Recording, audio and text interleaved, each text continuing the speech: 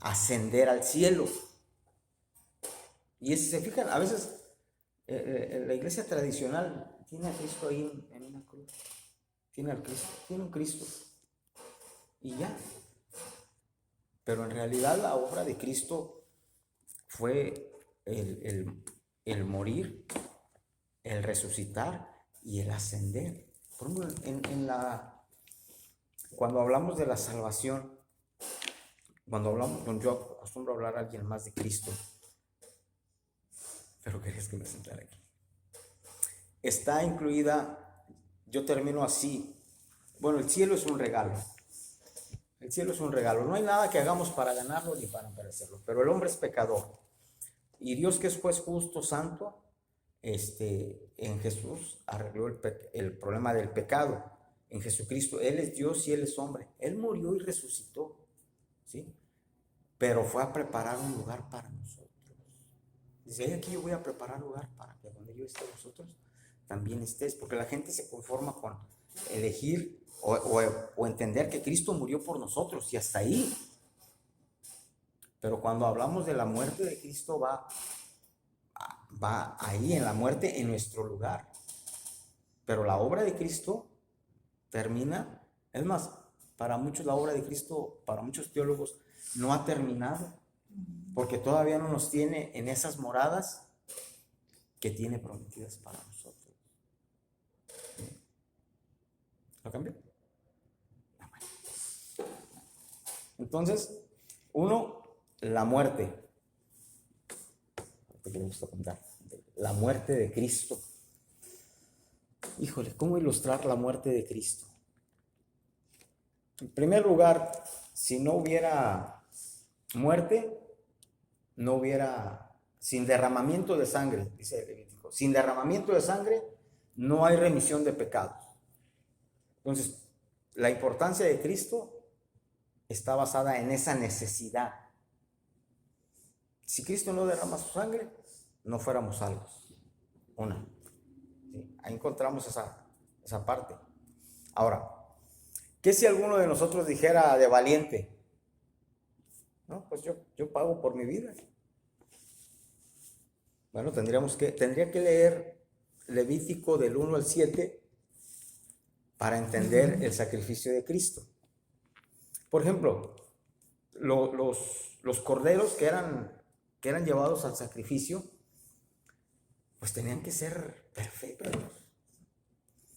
O sea, tendrían que ser completamente blancos. No tendrían por qué tener una manchita de otro color. Es como hoy en día a la gente le gustan los perros. Dice, no, pues ese perro es Yo sé muy poco de sangre porque mi patrón que ya murió me explicaba eso. Dice, no, este perro es 75% limpio. Yo decía,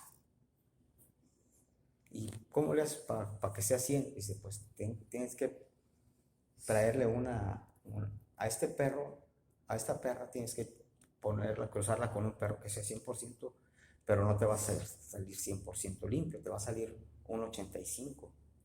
Y ya estaba yo. Y yo me acordaba ya después que leí Levítico del 1 al 7, fui entendiendo eso. Así tenían que ser limpios los animales que traían el sacrificio.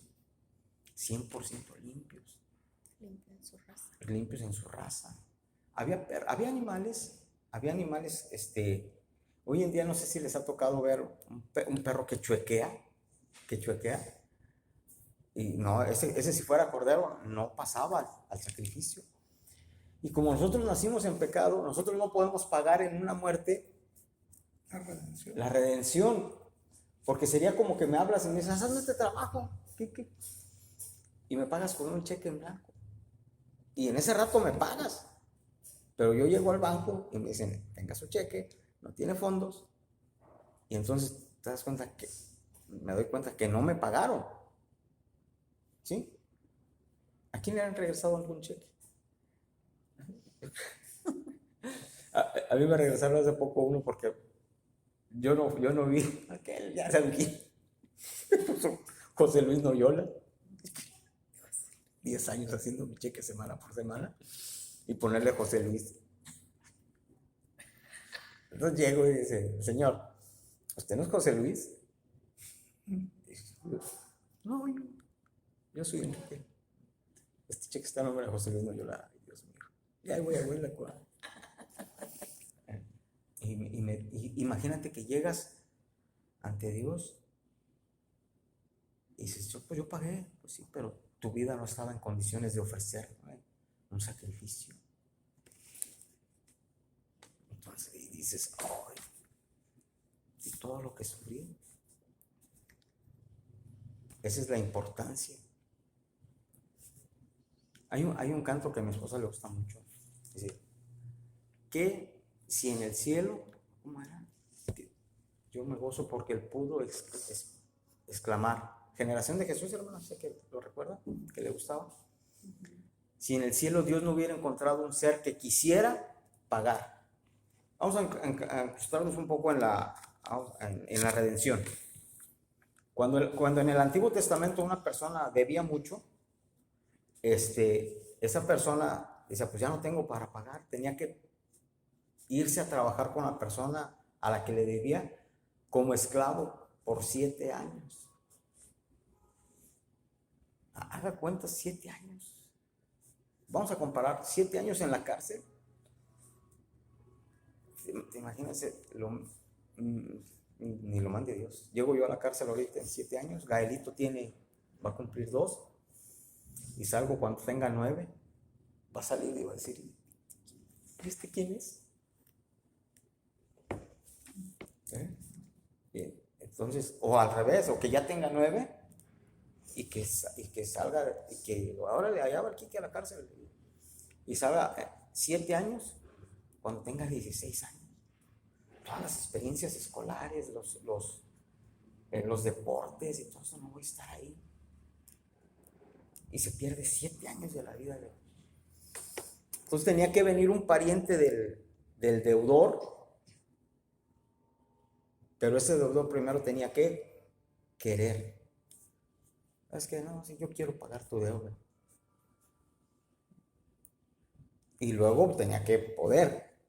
No nomás era, yo quiero. ¿Sabes? A veces como nosotros que ahora estamos acá, oye, tengo esta necesidad. A ver si puedes ayudarme. ¿Con cuánto puedes ayudarme? Y a veces la voluntad no es la capacidad de la cartera. O sea, que con esto les digo que una cosa es que el pariente quisiera y otra cosa es que pudiera pagar. ¿Y cuánto debe estar? Sí, aquí está. Y esa persona dejaba de ser esclavo para volver a ser libre. El hecho de pagar en el Antiguo Testamento se llamaba redención. Y Cristo ha pagado con su muerte la deuda del pecado. Entonces, no debemos. Una ocasión, en la oración todavía estábamos en Hueslaco.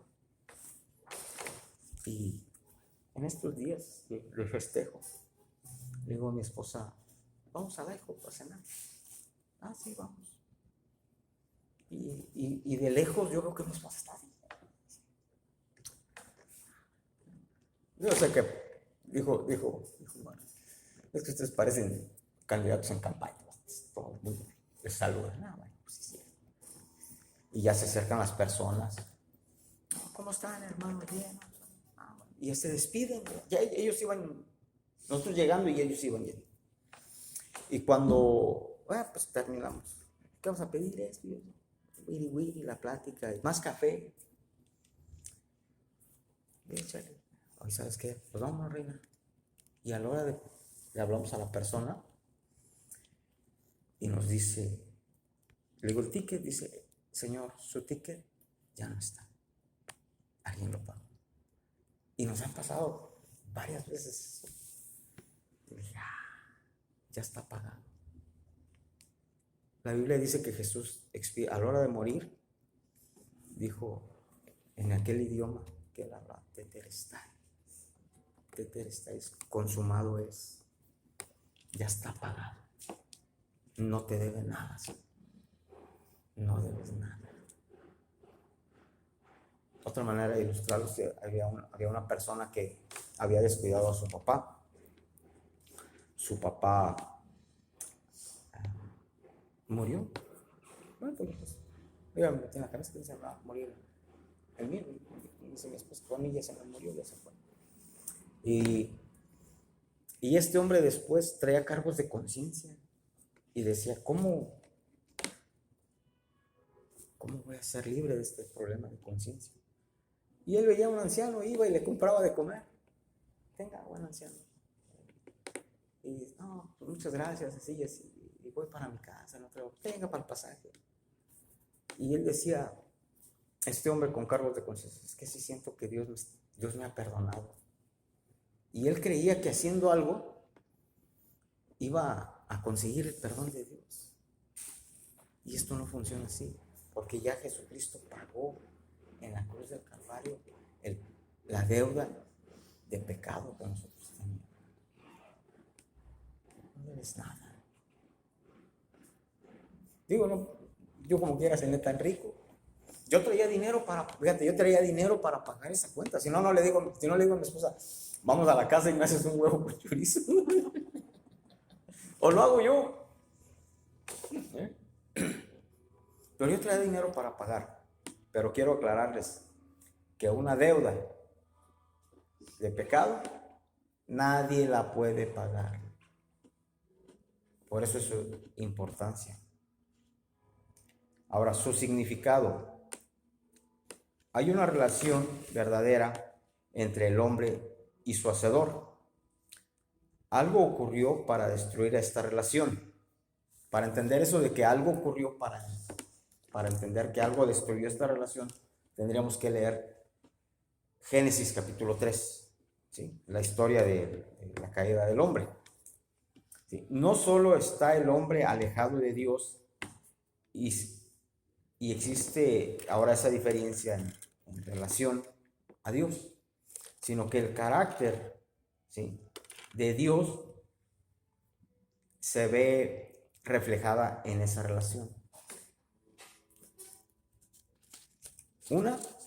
¿Cuál es el carácter de Dios? Bueno, primero hay que aclarar carácter. Porque luego oímos a una persona decir que grita o que... Y alguien dijo, ay, tiene un carácter de demonio. No, hombre, ese es fanfarrón, ese es presumido. Eso no es carácter. Carácter es una forma de ser establecida. Carácter, una forma de ser establecida, que no varía, que no cambia, que siempre es así. ¿Y qué dice la Escritura? Toda buena dádiva y todo don perfecto desciende del Padre de lo alto de las luces. Y aquí viene el carácter de Dios. ¿Sí? Dice, en el cual no hay mudanza ni sombra de variación. Es decir, que Dios siempre es así. Y miren, mis hermanos, sí, mis hermanos tienen un programa, si me están viendo y están viendo, pues que mis hermanos tienen un problema. Bueno, ahorita ya no, porque en el celular sale quien habla, ¿verdad? Y registramos las llamadas. Pero cuando había aquellas líneas Telmex en México, Telmex es teléfonos mexicanos, había el teléfono y ahí nomás lo levantabas. Bueno, ¿quién habla? Y le hablábamos a mi mamá. Bueno, y mi mamá decía, ¿quién es? Y a mí, yo le decía, soy Enrique, man. Ah, sí, ya vamos a venir a comer, sí, en lo que tarde en llegar, sí, está bien, bueno, pues vete al rato que todavía no hay.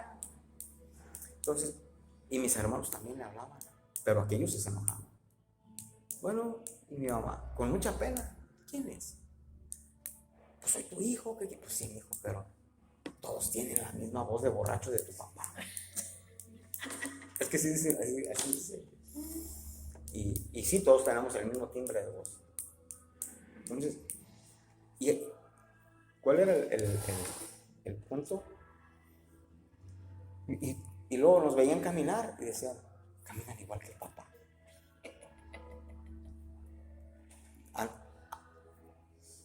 Hasta que volteaban y nos miraban y ya nos identificaban. Y tú puedes ver el perfil de Dios. Pues, ¿Qué perfil nos gusta de Dios? Sí, pues Dios es amor, misericordioso, clemente, tardo para la ira, grande en misericordia, pero Dios es juez justo y tarde que temprano va a llegar su justicia en relación al pecado, tarde que temprano, y ya llegó y se reflejó en el precio que Jesucristo pagó por nosotros. Esa es la importancia, su significado. O sea, 39 latigazos. En aquel entonces era la muerte de cruz, era una maldición.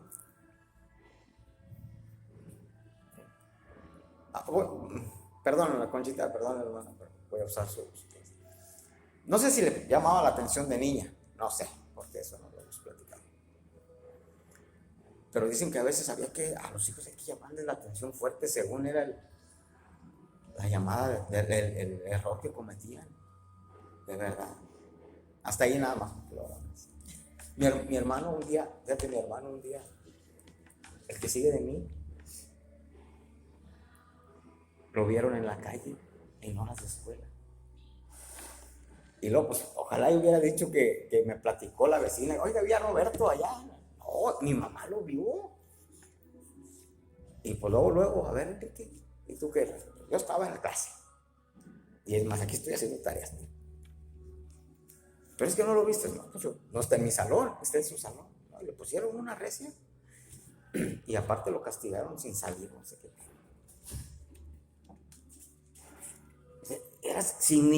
Tenía un significado importante la muerte de Cristo en torno al peso del pecado del ser humano. ¿Quieres entenderlo? Lean Isaías 53. Ciertamente llevó Él nuestras enfermedades desde el principio. ¿Quién ha creído en nuestro anuncio? ¿Sobre quién se ha manifestado? El brazo de Jehová. Subirá cual renuevo, como raíz de tierra seca. Y luego, más adelante dice, el castigo de nuestra paz fue sobre Él. Por su llaga fuimos nosotros curados. Mas Él herido fue por nuestras rebeliones. Y cuando dices molido, ese significaba la ira de Dios, su muerte.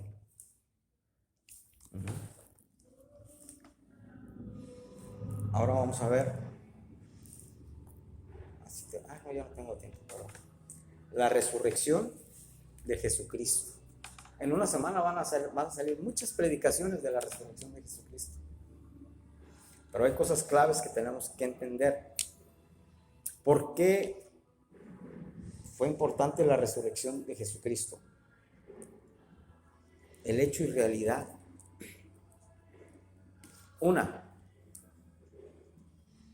No era algo de improviso. Jesucristo les dijo a sus discípulos, es necesario que el Hijo del Hombre padezca, pero al tercer día resucitará. ¿Sí? Y desde que llegó a su ministerio, empezó, el Hijo del Hombre va a padecer, pero va a resucitar. ¿Sí o no?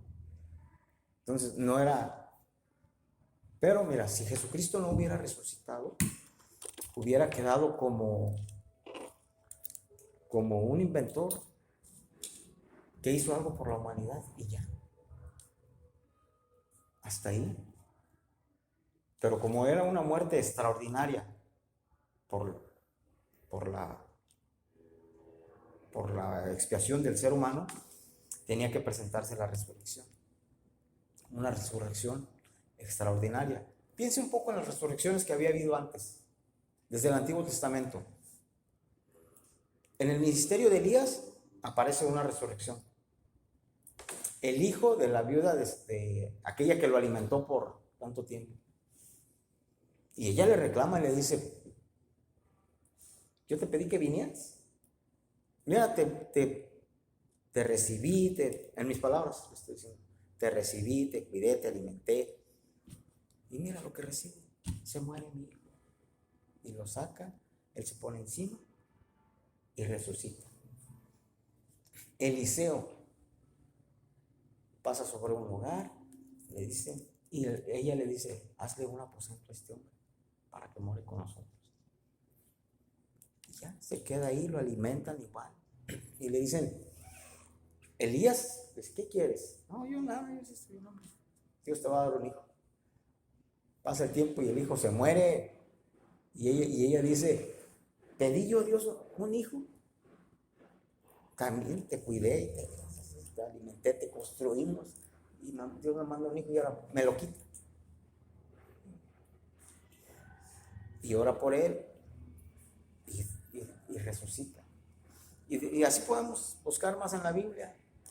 El hijo de la viuda de Sarepta, ese ya lo dijimos, la viuda de Naín resucita, Lázaro resucita. Pero ¿cuál es la diferencia? ¿Sí? Que ellos volvieron a morir y Jesucristo ya no murió. Es la primicia de la resurrección.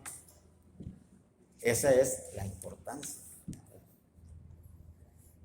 Entonces, ahora tendría que leer, llévenselo de tarea, 2 Corintios 15. La importancia, porque si Cristo no hubiera resucitado, en vano hubiera sido su muerte. Y nosotros tenemos una esperanza de muerte. Ese es un hecho, porque establecido para Hebreos 9:27, establecido está para el hombre que muera una sola vez, y después de esto, el juicio. ¿Sí? Pero ahora nosotros tenemos una esperanza en Cristo Jesús de resurrección. Amén. Esta es, todavía nos van a quedar otras cosas para la próxima semana, pero sí todavía nos falta la ascensión, la resurrección de Jesucristo. ¿Quieren orar conmigo por esta palabra? Eterno Dios, en el nombre de Jesús, gracias por esta palabra en la cual hemos meditado, porque esta semana es tan importante para el creyente. En el nombre de Jesús te pido que esta palabra se quede en nuestros corazones. Aquellos que hoy la recordamos, Señor, te pedimos en el nombre de Jesús que se quede en nuestros corazones Señor, para poder ponerla por obra, celebrar la muerte de Cristo, recordarla en la Santa Cena, también celebrar tu resurrección, pero esperar ese momento glorioso en el cual vienes por nosotros. En el nombre de Jesús. Amén.